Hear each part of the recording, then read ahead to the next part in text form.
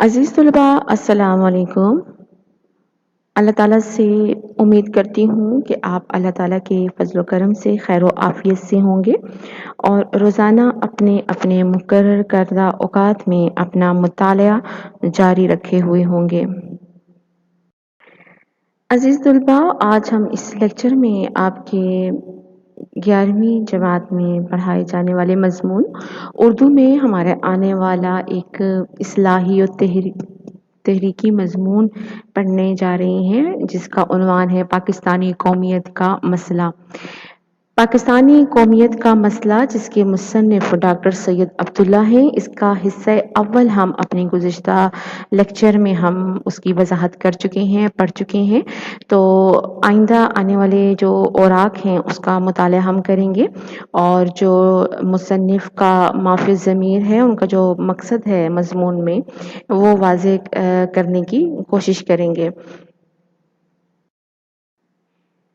عزیز طلباء، ہم نے اپنی گزشتہ لیکچر میں چند ابتدائی اوراق کا مطالعہ کر لیا تھا، تو آئیے چل کر آئندہ آنے والے اوراق کا مطالعہ کرتے ہیں۔ آپ کی اردو کتاب کی صفحہ نمبر 25 پر موجود علامہ اقبال نے جس وطنیت کی مخالفت کی ہے وہ یورپ کی وطنیت ہے، جس کی ایک مخصوص اور طویل تاریخ ہے، اور ایک لحاظ سے یہی وطنیت انسانیت کے لیے بے شمار مصائب کا سرچشمہ رہی ہے اور اب تک ہے۔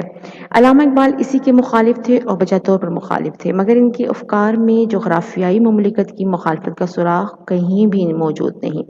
ان کے نظام فکر میں جس طرح کوئی مملکت نظام عقائد کے بغیر بربریت اور بد تہذیبی ہے، اسی طرح کوئی نظام عقائد بے مملکت رہبانیت سے کم نہیں، اور یہ چیز اسلام کے عملی تصورات کے خلاف ہے۔ یہی وجہ ہے کہ اقبال نے پسچے بایت کرد اقوام شرق اور جاوید نامہ میں ایشیائی مملکتوں کو زیادہ قوی بنانے کی تلقین کی ہے۔ عزیز طلباء، اگر ہم اپنے گزشتہ لیکچر کو سامنے رکھتے ہوئے بات کریں تو ہم دیکھتے ہیں کہ مصنف جو ہیں وہ ایک قومیت کو لے کر اس کے مسئلے پر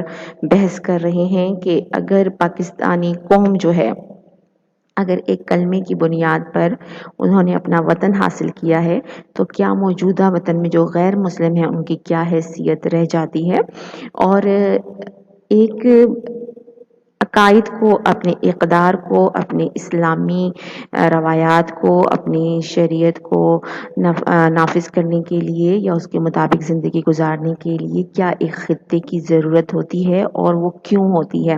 جیسا کہ ہم نے گزشتہ اوراق میں پڑھا تھا کہ ایک روح ہے اور ایک بدن ہے۔ روح کو اپنے بدن میں ہر صورت میں قیام کرنا ہے، رہنا ہے، تو لہٰذا پاکستان کے پیچھے جو عقیدہ ہے، جو نظریہ ہے پاکستان کو حاصل کرنے کا، جو اسلام کی بنیاد پر جو ہم نے حاصل کیا ہے، وہ جو تخیل ہے وہ اس کی روح ہے۔ اب روح کو زندہ رہنے کے لیے ایک بدن، ایک جسم کی ضرورت ہوتی ہے، اور وہ جسم اور وہ بدن جو ہے وہ ایک خطہ ہے، ایک زمین ہے، یعنی کہ انسان کو اپنے نظریات کو، اپنے خیالات کو، اپنے مذہبی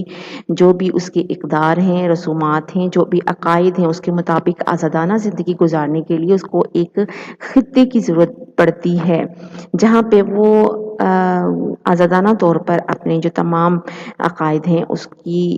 کی پاسداری کر سکے، اس کو مکمل کر سکے۔ تو یہاں پر وہ اب علامہ اقبال کا جو فکر ہے، جو افکار ہے وطنیت کے حوالے سے، وہ بیان کر رہے ہیں کہ انہوں نے، علامہ اقبال نے جس وطنیت کی مخالفت کی تھی وہ دراصل یورپ کا جو ان کا نظریہ ہے قومیت کے حوالے سے، وطنیت کے حوالے سے، وہ دراصل اس کے مخالف تھے۔ کیونکہ ہم دیکھتے ہیں کہ مغرب کا جو وطنیت کا جو بنیاد ہے وہ نسل پر، زبان پر اور قبائل پر مشتمل ہے، مگر ہم یہاں دیکھتے ہیں کہ مصنف کہتے ہیں کہ اگر اسی کو بنیاد بنایا جائے کہ اگر وطنیت یا قومیت جو ہے وہ اس پر رکھی جائے کہ ایک مذہب، ایک قبیلے کے رہنے والے، یا ایک زبان کے بولنے والے، یا ایک ہی رنگ و نسل سے تعلق رکھنے والے، تو اس صورت میں اقبال جو ہیں ایسی وطنیت، مغربی جو وطنیت ہے، اس کے سخت مخالف تھے۔ وہ کہتے ہیں کہ مگر ان کے افکار میں جغرافیائی مملکت کی مخالفت کا سراغ کہیں بھی موجود نہیں ہے۔ وہ کہتے ہیں کہ وطنیت کے وہ مخالف تھے مگر ان کے افکار میں جغرافیائی مملکت کی مخالفت کا سراغ کہیں بھی موجود نہیں ہے، یعنی کہ وہ اس چیز کی مخالفت نہیں کہ ایک انسان کو ایک وطن یا خطہ حاصل ہی نہیں ہونا چاہیے۔ ہاں، ہم جانتے ہیں کہ ہم ایک شعر پڑھ چکے ہیں اپنی گزشتہ کلاسز میں کہ پاک ہے گرد وطن سے سر داماں تیرا، تو وہ یوسف ہے کہ ہر مصر ہے کنعاں تیرا۔ کیونکہ اقبال کے اس شعر سے ہمیں لگتا ہے کہ شاید وہ وطن کے قائل ہی نہیں تھے، کیونکہ وہ کہتے ہیں کہ جہاں بھی تم جا بسو تمہارا اپنا شہر ہے اور تم کسی وطن کے یا کسی خطے کے قید ہو کر مت رہو۔ لیکن جب ہم دیکھتے ہیں کہ پاکستان کا جو خواب ہے، پاکستان مملکت کا جو مسلمانوں کے لیے الگ ایک وطن کا جو خواب ہے، اس کا جو پیچھے جو ایک مقصد تھا یا اس کے پیچھے ایک سوچ ہے، وہ ہمیں علامہ اقبال نے ہی دی ہے۔ تو ان کے نظام فکر میں جس طرح کوئی مملکت نظام عقائد کے بغیر بربریت اور بد تہذیبی ہے، اسی طرح کوئی نظام عقائد بے مملکت رہبانیت سے کم نہیں۔ یعنی کہ کسی بھی مملکت کے لیے کچھ عقائد ہوتے ہیں، کچھ ان کے نظام ہوتے ہیں، کچھ اصول ہوتے ہیں، اسی طرح کچھ اصولوں کو قائم رکھنے کے لیے ضرور کسی مملکت کی، کسی وطن کی ضرورت ہوتی ہے، ورنہ وہ رہبانیت کہتی ہے بالکل ترک تعلق، ترک دنیا کر کے، دنیا سے تلا تعلق ہو کے، لوگوں سے تلا تعلق ہو کے کہیں گوشہ نشین ہو جانا۔ تو وہ کہتے ہیں کہ اس صورت میں تو اگر کوئی انسان اپنا عقائد پر عمل کرے تو وہ تو رہبانیت بن کر رہ جائے گی، کیونکہ اسے کوئی سروکار نہیں ہوگی کہ وہ کس خطے کا باسی ہے یا رہائشی ہے۔ اور یہ چیز اسلام کے عملی تصورات کے خلاف ہے۔ یہی وجہ ہے کہ اقبال نے پس باہر کر دے ایک اقوام شرق اور جاوید نامے میں ایشیائی مملکتوں کو زیادہ قوی بنانے کی تلقین کی ہے۔ معلوم نہیں کس نے بے خیالی میں یہ بے برقی اڑا دی تھی کہ اقبال سرے سے وطنیت کے مخالف تھے۔ اقبال عقائد اور وطن کی وحدت میں گہرا عقیدہ رکھتے تھے اور وہ وطن کے صرف اس تصور کے مخالف تھے کہ جس کی بنیاد مغرب نے چھوٹے چھوٹے نسلی تعصبات اور مادہ پرستی کی تفریق پر قائم کی تھی۔ یعنی کہ ایسا نہیں تھا کہ اقبال جو ہے وطنیت کے مخالف تھے، بلکہ اقبال جو ہے وہ مغرب کے قائم کردہ جو وطنیت کا جو اصول تھا، جو ان کا عقید نظریہ تھا، اس کے مخالف تھے کہ جہاں پر وطنیت کی بنیاد جو ہے وہ نسل پر یا ان کی حسب و نسب پر رکھی جاتی ہے۔ تعصب کہتے ہیں کسی بھی اپنے دین یا اپنے عقیدے کی اس قدر طرفداری کرنا کہ دوسروں کے سامنے اس کو زیادہ بڑھا چڑھا کر یا مبالغہ آرائی سے کام لینا، تو وہ جو ایسی نسلی تعصب یعنی کہ اپنی نسل میں رہتے ہوئے زیادہ اس کو مکرم سمجھنا یا مقدم سمجھنا، اور جس سے نسلی قومیت ابھری، پھر یہ چھوٹی چھوٹی نسلی اقوام ایک دوسرے سے لڑنے بھیڑنے لگی۔ لیکن کہتے ہیں کہ جس طرح مغرب کا عقیدہ ہے کہ ایک ہی نسل سے تعلق رکھنے والے ہی جو ہے وہ قومیت کی تشکیل کریں گے، اپنا تشخص قائم رکھیں گے، تو یہ جو چھوٹی چھوٹی جو یہ نسلی اقوام ہوتی ہیں اور یہی سوچ جو ہے پھر کیا ہوتا ہے کہ بڑی بڑی جنگوں کا باعث بنتی ہیں۔ اور ملٹرزم کی وہ ہوئی جس کے باعث دنیا میں 2 خوفناک جنگیں ہوئیں اور انسانیت کے لیے بڑے بڑے مصائب کا سرچشمہ ثابت ہوئی۔ بعض لوگ بددیانتی سے یا سادگی سے پاکستان میں حب الوطنی کے پردے میں علاقہ پرستی کی تحریک چلا رہے ہیں۔ یعنی کہ مصنف کہتے ہیں کہ بعض لوگوں کے اندر شاید تو بددیانتی ہے یا وہ اس سادگی میں مبتلا ہیں کہ حب الوطنی تو کہتے ہیں مگر اپنی جو علاقہ ہے، اپنا جو شہر ہے یا اپنا جو صوبہ ہے، جو اپنا صوبہ ہے یا جہاں کے رہنے والے ہیں، اس کو مقدم سمجھتے ہیں، اس سے محبت کرنا پاکستان سے محبت کرنے کی نسبت زیادہ سمجھتے ہیں۔ مگر یہ بات اچھی طرح ذہن نشین کرنے کے قابل ہے کہ علاقہ پرستی اور وطنیت میں بڑا فرق ہے۔ یعنی کہ وہ لوگ جو صرف اپنے علاقوں کے، اپنے ایک شہر کے، ایک صوبے کے رہنے والے ہیں، وہ اگر فوقیت دے رہے ہیں اپنی صوبے کو یا اپنے علاقے کو، کس پر؟ وطن پر،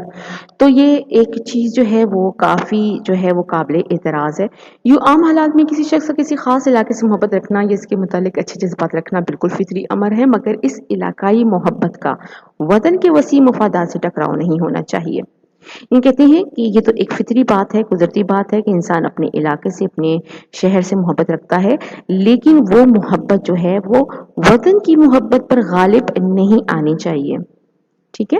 ورنہ علاقہ پرستی ایک ایسا مرض ثابت ہو سکتا ہے جو وطن عزیز کی ہستی کے لیے خطرناک ہوگا۔ اس قسم کی علاقہ پرستی کو میں پاکستانی قومیت کا سب سے بڑا دشمن قرار دیتا ہوں، جس میں کوئی شخص قومی وحدت کو پارا پارا کرنے والی علاقائی وفاداریوں کا اتنا پابند اور عادی ہو جائے کہ خطے پر قوم ہی کو قربان کر دے۔ یعنی کہ وہ جو ہے وہ انتہائی چھوٹے پیمانے پر اپنے علاقے میں رہتے ہوئے، شہر میں رہتے ہوئے، صوبے میں رہتے ہوئے وہ اس کی محبت میں اس قدر مبتلا ہو جائے کہ ایک جو وطن بھی اسی کا ہے، ملک بھی اسی کا ہے، اس پر جو ہے اس کے وسیع مفادات میں وطن کی محبت کو جو ہے وہ اس پر قربان کر دے۔ یعنی کہ ہمیں سب سے جو مقدم ہے وہ اپنے وطن، اپنی قوم ہے، چاہے اس قوم کے اندر ہمارا کسی قبائل سے تعلق رکھنے والے کوئی بھی لوگ وہاں پائے جاتے ہوں تو اس سے کوئی سروکار نہیں ہے۔ سب سے مقدم، سب سے پہلے جو ہے وہ ہماری اپنی وطن سے محبت ہے۔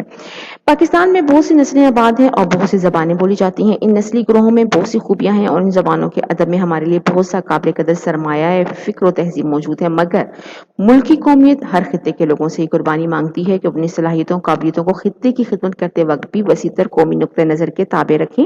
ورنہ ڈر ہے کہ کسی کمزوری کے وقت یا کسی غیر ملکی سازش یا عقیدے سے متاثر ہو کر یہ خطہ پرستی پاکستان کے شیرازے کو منتشر کر کے اس کی وحدت کو بالکل مٹا ہی نہ دے۔ یہاں بہت سے لوگ مقامی زبانوں کی محبت کا واسطہ دیگر خطے کا تعصب ابھار رہے ہیں۔ ہم میں سے بہت سے لوگ اس کو ایک معصوم سی تحریک سمجھتے ہیں، مگر ہر ذی فہم آدمی کو معلوم ہے کہ پاکستان کے بعض خطوں کی لسانی تحریک دراصل نسلی تحریک ہے، اور اس کے پیچھے زبان کی ترقی کا جذبہ اتنا نہیں جتنا علاقائی ریاستوں کا وہ خواب ہے جو ہمارے ملک کے بعض کم فہم بھائیوں کے دل و دماغ میں ان کی بدبختی کے زیر اثر سمایا ہوا ہے۔ لہٰذا میں اپنی دانست میں علاقائی زبانوں کی تحریک کو شبے کی نظر سے دیکھتا ہوں اور اکثر یہ درخواست کرتا رہتا ہوں کہ حکومت ملک کی وحدت قومیت کی خاطر اس لسانی تعصب کو پھیلنے سے روکے اور مقامی زبانوں کی ترقی کے ہر منصوبے کے پس پردہ محرکات کا بھی جائزہ لیتی رہے۔ مصنف کہتے ہیں کہ ہر زبان اپنے اندر ایک تہذیب لیے ہوئے ہے، ایک صلاحیت، ایک قابلیت، ایک سرمایہ لیے ہوئے ہے، ان کی وہ قدر کرتے ہیں، اس زبان کی، اس علاقے کی وہ قدر کرتے ہیں، مگر جو لوگ اپنی زبان کو بنیاد بنا کر اپنا ایک الگ سمجھ لیں کہ ایک الگ مسجد بنا رہے ہیں، یا جس کم سے کم تر خطے یا کم سے کم شہر یا علاقے کی زبان کو فوقیت دے رہے ہیں اپنی وسیع تر اپنے قومی مفادات پر، تو اس صورت میں وہ کہتے ہیں کہ یہ جو ہے ایک وہ شبہ کی نظر سے دیکھتے ہیں، کیونکہ بعض اوقات لوگ اپنی سادگی میں اپنی زبانوں کی تحریک چلاتے ہیں کہ فلاں زبان جو ہے یا فلاں زبان سے وابستہ لوگ جو ہیں ان کی ترقی کے لیے یہ کام کیا جائے، یا زبان کی بنیاد پر وہ اپنا ایک الگ جو ہے وہ بنانا چاہتے ہیں خطہ، تو وہ مصنف کہتے ہیں کہ اس صورت میں جو ہے یہ ایک بہت ہی سنگین یہ مسئلہ ہے، اور اگر ہر پاکستان کا رہنے والا، ہر شہری یا ہر خطے سے تعلق رکھنے والا صرف زبان کو بنیاد بنا کر اگر اپنا الگ ایک خطہ بنا لے گا تو اس صورت میں پاکستان کا جو شیرازہ ہے، پاکستان کے جو وسیع تر جو مفاد ہیں وہ جو ہیں وہ ختم ہو کر رہ جائیں گے۔ میں پاکستان میں علاقائیت کا اس لیے بھی مخالف ہوں کہ پاکستان کے قیام کے وقت اس علاقائیت کا کوئی سوال نہ تھا۔ پاکستان قبیلوں اور علاقوں کی اساس پر قائم نہیں ہوا ہے، وہ تو اس تاریخی حقیقت پر قائم ہوا ہے کہ مسلمانان ہندوستان کو صرف پٹھان یا پنجابی یا سندھی یا بنگالی یا بلوچ کی حیثیت سے نہیں بلکہ مجموعی طور پر اپنی تہذیبی وحدت، مشترکہ روایات اور دین و مذہب کو برقرار و محفوظ رکھنا ہے۔ اسی طرح قیام پاکستان کے وقت پنجابی، پشتو، سندھی وغیرہ کے تحفظ کا کوئی سوال نہ تھا، بلکہ سارا سوال یہ تھا کہ مشترکہ ہندوستان میں مسلمانان ہند کی تہذیبی زبان کو سخت خطرہ ہے، اس کو بچایا جائے۔ کہتے ہیں کہ پاکستان بننے کے پیچھے، پاکستان کے نظریے کے پیچھے، اس کی وسیع تر سوچ کے پیچھے ہم دیکھتے ہیں کہ 1947 سے پہلے جتنی بھی تحریک دیکھتے ہیں یا جتنے بھی ہم قربانیاں دیکھتے ہیں تو اس کے پیچھے کبھی بھی کوئی ایسی سوچ کار فرما نہیں تھی کہ کسی نے اپنے علاقے کو لے کر یا قبیلے کو لے کر یا اپنے خطے کو لے کر یا اپنے کسی شہر کو لے کر اسی کو بنیاد بنا کر اس نے کوئی اپنے کے لیے الگ وطن کا مطالبہ کیا ہو، بلکہ اس وقت جو ہے یہ تمام الگ الگ جو پہچان ہے، یا پٹھان ہے یا پنجابی ہیں یا سندھی ہیں یا بنگالی ہیں، یہ سب کی ایک مشترکہ اور ایک ہی جو ان کی سوچ تھی یا ایک جو نظریہ تھا، وہ صرف یہ تھا کہ یہاں پر دین و مذہب کے مطابق جو ہے وہ زندگی گزاری جائے، اسلام کے مطابق زندگی گزاری جائے۔ اور اسی طرح قیام پاکستان کے وقت بھی کوئی ایسا پنجابی، پشتو، سندھی، ہم الگ الگ جو ہیں یہ نسلی جو ہے تعصب یا اونچ نیچ ہم نہیں دیکھتے، بلکہ ہم یہ دیکھتے ہیں کہ صرف جو ہے وہ زبان کا، صرف اردو زبان جو ہماری قومی زبان ہے اسی کی اشاعت کے لیے یا اسی کی ترویج کے لیے یا اسی کو قائم رکھنے کے لیے جو ہے وہ تحریک چلی۔ اور وہاں پر ہم پاکستان بننے سے پہلے تک کوئی ایسا نہیں دیکھتے کہ جس میں ہر انسان نے اپنے لیے کوئی الگ شہر یا اپنے لیے کوئی الگ صوبہ اپنے نسل یا قبائل کے طور پر حاصل کرنے کے لیے آواز اٹھائی ہو، بلکہ سب کا ایک ہی مقصد تھا، اور وہ مقصد کیا تھا کہ جس ملک میں رہتے ہوئے تمام مسلمان، چاہے وہ جس علاقے سے بھی تعلق رکھتے ہیں، چاہے وہ جس نسل سے تعلق رکھتے ہیں، چاہے وہ جس قبیلے سے تعلق رکھتے ہیں، وہ صرف اور صرف اسلام کے نام پر ایک جگہ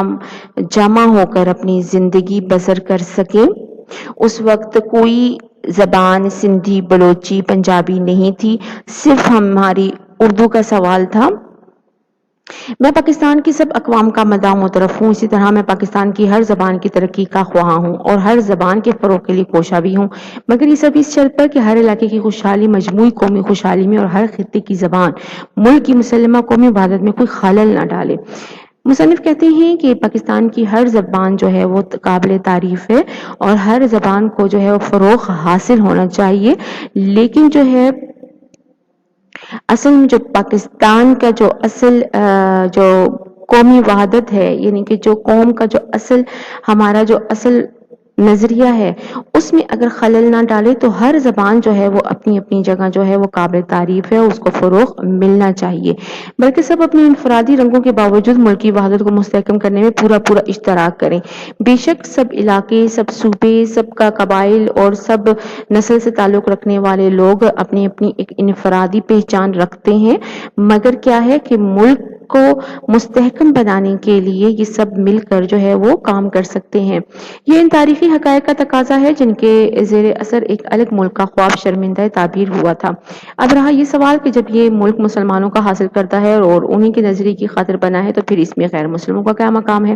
اس کا جواب یہ ہے کہ وطن ہونے کے لحاظ سے پاکستان مسلموں اور غیر مسلموں کا مشترک وطن ہے، اور وطن کے اشتراک کا دوسرا مطلب ماں سوا اس کے کچھ نہیں کہ اس میں دنیاوی لحاظ سے مسلم اور غیر مسلم شہری کے حقوق مساوی ہوں گے، اور مذہب کے فرق سے ان کے حقوق شہریت، امن و آسائش اور حقوق و اختیارات میں کوئی فرق نہیں ہوگا۔ اس کے علاوہ اسلام میں یوں بھی عبادت اور مذہبی آزادی کا اصول ایک مسلم اصول ہے، لہٰذا غیر مسلموں کو بھی اپنے وطن کی قومیت سے گہری محبت ہو سکتی ہے اور ہونی چاہیے۔ پاکستانی قومیت اور وحدت کے لیے اسلام اور ان تاریخی احساسات کو زندہ رکھنا لازم ہے جن سے یہ ملک ظہور میں آیا۔ خدا نے ہمیں جو جغرافیہ عطا فرمایا اور اس کو یکجا رکھنے کے لیے اسلامی جذبہ بہت قیمتی چیز ہے۔ اس کے علاوہ اردو زبان بھی ایک یکجہتی اور یگانگت کا بہت بڑا وسیلہ ہے۔ کہتے ہیں کہ سوال یہ پیدا ہوتا ہے کہ اگر تو یہ ملک جو ہے وہ مسلمانوں نے اپنے ایک سوچ کے تحت اور اپنے لا الہ الا اللہ کو بنیاد بنا کر حاصل کیا، تو پھر یہاں پر جو غیر مسلم آباد ہیں ان کا یہاں پر کیا درجہ یا کیا مقام بنتا ہے؟ تو ہم اگر اسلامی تاریخ کو اٹھا کر دیکھتے ہیں تو جہاں جہاں مسلمانوں نے حکومتیں کی ہیں اس ملک میں ہم دیکھتے ہیں کہ غیر مسلم بھی آباد تھے، لیکن چونکہ ہمارا مذہب جو ہے وہ ہر قسم کی مذہبی آزادی پوری دوسروں کو اس کا حق دیتا ہے اور کسی پر زبردستی کرنے کا قائل نہیں ہے مذہبی طور پر، تو لہٰذا ان کی بھی اپنی ایک پہچان ہے۔ بے شک وہ غیر مسلم ہے لیکن وہ ایک ہی قومیت کی لڑی میں پروئے گئے ہیں اور ان کو اسی وطن سے محبت ہونی چاہیے، خواہ وہ غیر مسلم ہی کیوں نہ ہو، لیکن وہ اسی وطن کے باسی ہیں، اسی وطن کے رہنے والے ہیں، تو وہ ایک قوم ہی تصور کیے جائیں گے۔ پھر یہاں وہ کہتے ہیں کہ خدا نے ہمیں جو جغرافیہ عطا فرمایا اس کو یکجا رکھنے کے لیے اسلامی جذبہ بہت قیمتی چیز ہے، یعنی کہ ایک جغرافیہ، ایک ہمیں خطہ، ایک ہمیں ملک عطا کر دیا گیا ہے، لیکن اس کے پیچھے کسی بھی قبائلی سوچ یا کسی بھی الگ الگ نسلی تعصب کو نہیں ہم نے دیکھنا، بلکہ سب سے مقدم ہم نے کیا رکھنا ہے، ہمارا وہی اسلامی جذبہ جو ہمارا پاکستان کو وجود میں لانے کا باعث بنا۔ اس کے علاوہ اردو زبان بھی ایک جہتی اور ایک آنگا کا بہت بڑا وسیلہ ہے۔ اس کے علاوہ لسانی اختلافات کو ختم کرتے ہوئے سب سے مقدم جو ہمارے لیے چیز ہے وہ ہے ہماری قومی اردو زبان، جو کہ ہم میں یکجہتی اور ہم میں یگانگت کا جو ہے وہ ذریعہ پیدا کرتی ہے۔ ہمارے پاس یہ مضمون مباحث سے ماخوذ تھا۔ چاہتی ہوں کہ گھر میں بھی آپ مذکورہ سبق کا مطالعہ جاری رکھیں گے، عمیق مطالعہ کریں گے، اور جہاں جہاں الفاظ